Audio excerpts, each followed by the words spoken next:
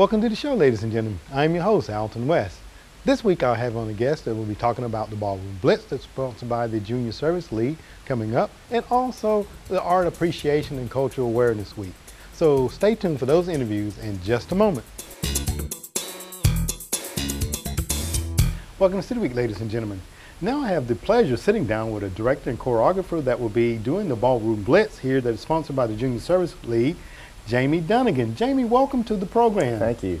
Well, I'd say it's a pleasure for me to sit down. This is my first time sitting down with you and meeting, but I understand that you've been in our fair city a number of other times before. I have. This is my third time here. I first came here in 2003 and did the Follies, and then came back in 2005. We did another Follies, both very successful. Nice turnout. Well, very good. Well, tell me a little bit about you. Some of the viewing audience may know a little bit about you already, Jamie, but tell us a little bit about yourself and why you do what you do. I'm one of those crazy traveling director guys, and I travel all over the U.S. directing musical variety shows called Follies, and it's all with local people wherever I go, and typically there's a sponsor like the Junior Service League here. They sponsor the show, and then I come in and bring all the costumes and all the choreography and the music for the band and everything. And in about 2.5 weeks' time, we put together a big musical variety show, and then the money that's raised goes to the local charity. So everything happens in the community and stays in the community. So it comes back and helps people. Well, very so, neat. Yeah. Now you were saying you bring the costumes yep. and everything. The band, was the band a local band? The band is local, but I bring in the arrangements and everything that they play. So it's a big project. It sounds like it's a lot of fun, but it's a lot of work also. Absolutely. Yeah. Now, talk a little bit. I know that there's some history behind the Follies and everything, mm-hmm. and I think it has kind of transformed, a little bit of transformation. Talk a little bit about the history of the Follies there. Yeah, I've been doing this for about 28 years. I worked for the company that started this whole concept. That was the Cargill Producing Organization, and I worked for them for about 11 years. This whole idea of doing Follies as charity fundraisers has been around since about the turn of the century.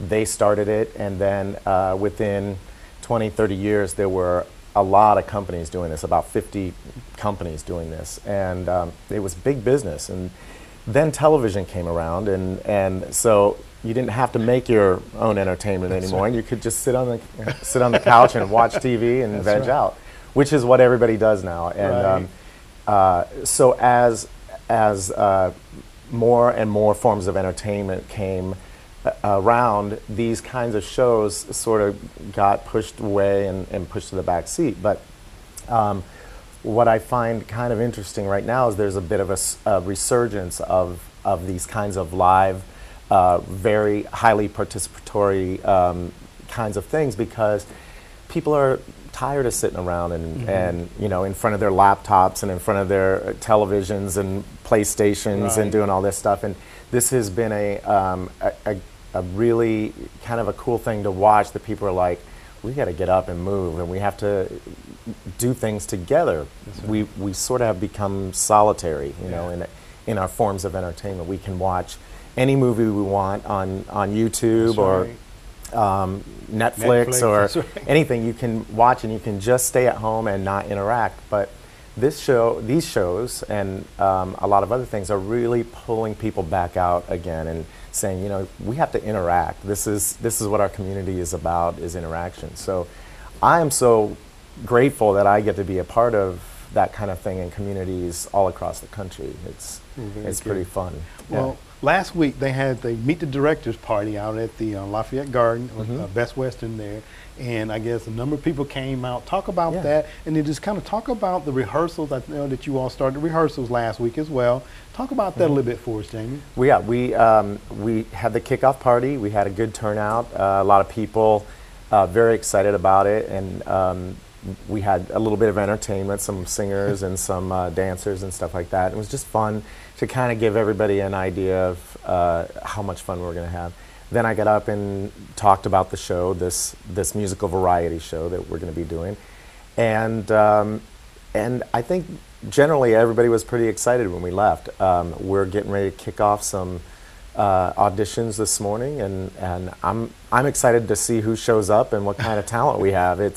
You never know. I show up and I just sit. Let's see what happens. But right.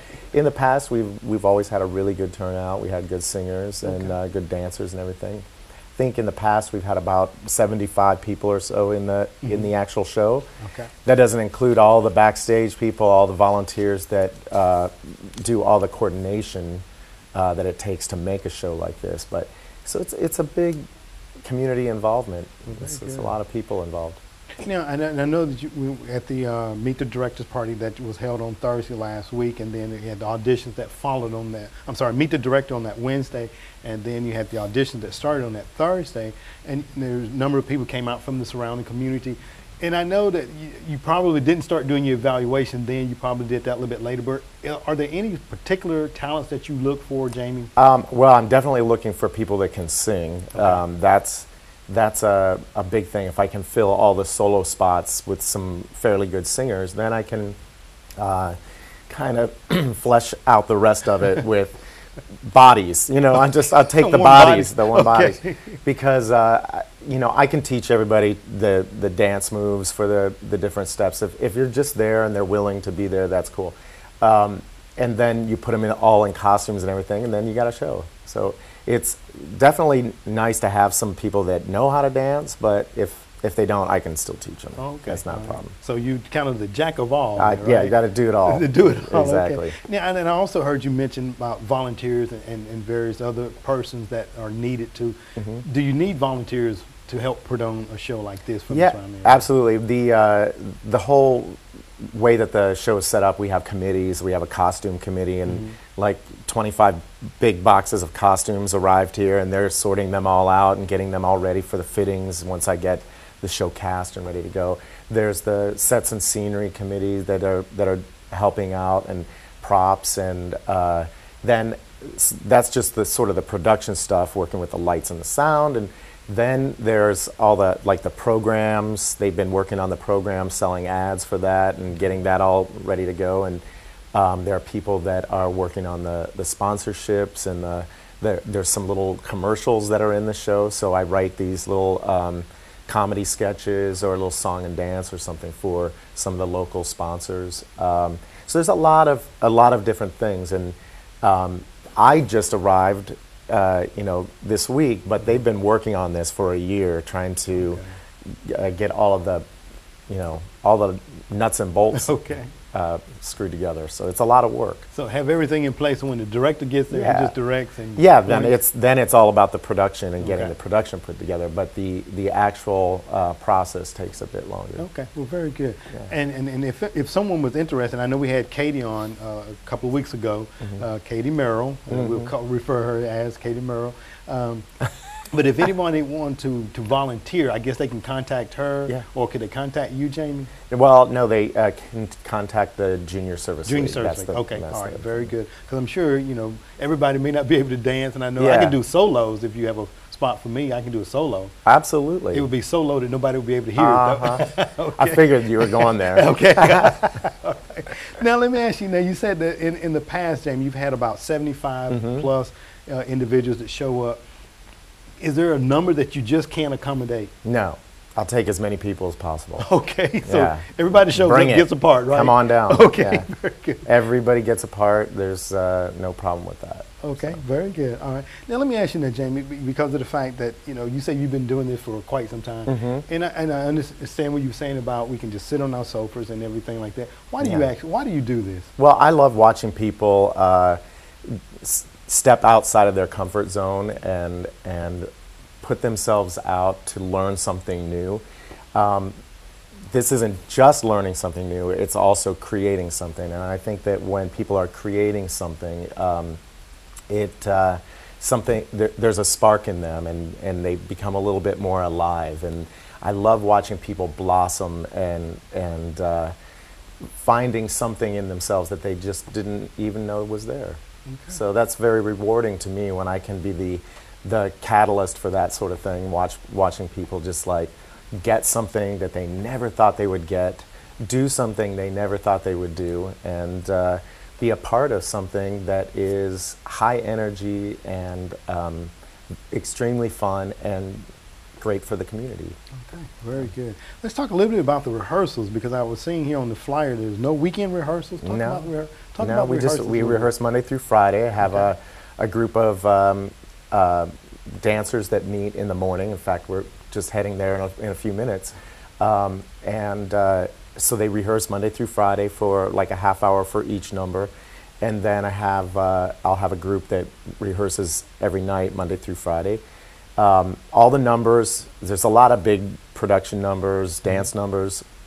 Everything just rehearses for a half an hour.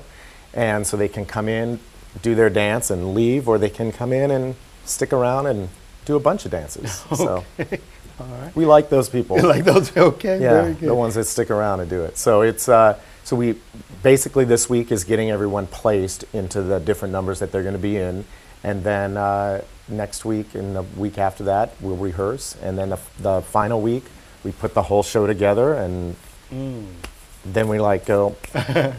Here we go, right? Here we go. Here we go. Curtains.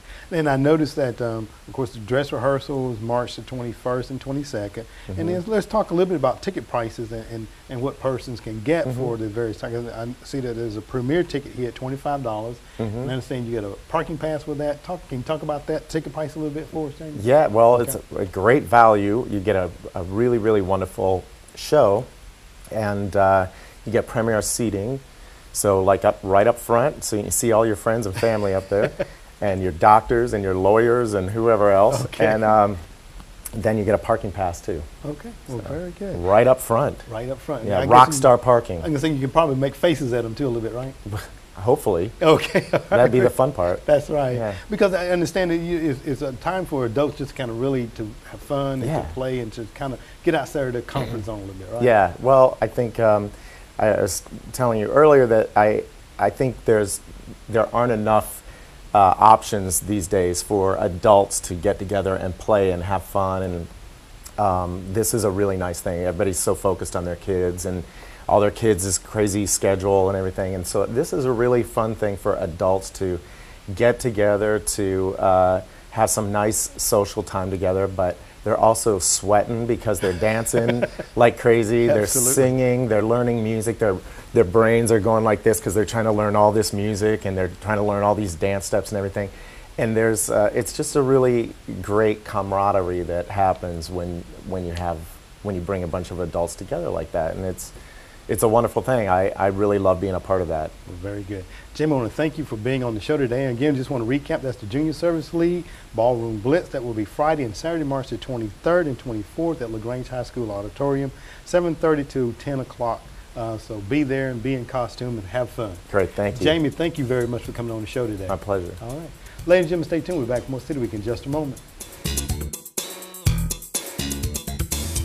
Now, ladies and gentlemen, I have two ladies that are here to talk about a art appreciation and cultural awareness that's coming up on March the 10th. I have from Dash, Elia Baltes, and from Delta Sigma Theta, I have Carolyn Burke. Ladies, welcome to the show. Hey, Alton. Thank you. Good morning. Well, it's a pleasure to sit down with both of you. Carolyn, I know this is the first that you and I have sat down on the show before, but I know that you were a frequent visitor at the City Council meeting, so it's good to have you on the show. Thank you. And Elia, you just an old pro. You're just a regular on the show, right? Well, okay, I'm not about the not old. I shouldn't say old, but you're just a pro. Yeah, that's all out. Well, ladies, it's a pleasure to have both of you all on the show, and we're here to talk about art appreciation and cultural awareness. And Carolyn, I think this is the second year that this has been sponsored by the Delta Sigma Theta sorority. Talk a little bit about that and what it is that you all are looking for. Okay, I'll tell you a little bit about Delta. DST is a sorority that was founded January the 13th, 1913 by 22 young women, college women, that wanted to show their strength and help promote goodwill in the community. And they want to assist people who are in need, and also to help the public to understand that we are here for service. And we have a 5-program thus, and that program, and those programs include educational development, physical and mental health, international development awareness, economic development, and public awareness. And the art program is under educational development. And we believe that we need to educate the people in the community of what we have, the talent that we have. And we work with children, young people. And I think that's our future. That's right. And that way we get a chance to showcase some of their talent with this particular event. Okay, well, very good. And again, it's going to be on March the 10th at 2012, 11 o'clock until 2 o'clock. And we'll give the location in just a moment. But Elia, you are involved with this, and I know that you and I sat down last year and we talked about the cultural awareness. What's your involvement with it? Well, our involvement is with DASH. Of course, you know we have our Hispanic outreach program called Chile, which is community. On our Chile program, it's our community and housing initiative for Latinos and immigrants. And of course, we love people like, you know, Caroline, the organizations like that. Not only are they wanting to bring the education, but they're also interested in involving the different cultures so we can learn from each other. I think once we learn from each other and about each other, then, you know, we're able to live together better. So we're really excited to be able to help any programs and stuff that, you know, in the community like this. Okay, well, very good. Now, you know, and I know that there's going to be some judging of the art that goes on, and Yes. and I'm going to just tell you ladies now, I'm not going to enter an art piece at all, okay? Well, 'Cause I'm just not going to do Thank it. you, Alton. Well, look, and then let me ask you now, I think the categories of high school and middle school. Talk a little bit about that for us, Carol. All right, we asked the art department in the high schools if they would participate, and what they would do is get some of the young people who work every day in that particular department.